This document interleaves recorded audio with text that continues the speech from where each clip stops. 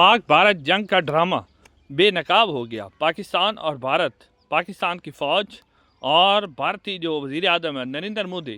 وہ جو ڈرامہ کر رہے تھے، اور پاکستان کے جو army chief general Asim Munir اور منیرہ مستری ہیں، وہ بھی ڈرامہ کر رہے ہیں اور ٹینکوں پہ جا کے سوار ہو رہے ہیں اور بتا رہے ہیں کہ جی ہم لڑنے کے لیے تیار ہیں۔ لیکن اصل ڈرامہ ان کا بے نقاب کیا ہے امریکی جو نائب صدر ہیں جے ڈی وانس، انہوں نے ان کے اس ڈرامے کو بے نقاب کر دیا ہے۔ اب امریکی جو نائب صدر جے ڈی وانس ہیں، انہوں نے ایک بیان کے اندر کہا ہے کہ پاکستان اور بھارت جنگ نہیں کریں گے، بلکہ بھارت جو ہے وہ پاکستان کے اندر چھوٹی سی سرجیکل سٹرائک کر لے گا،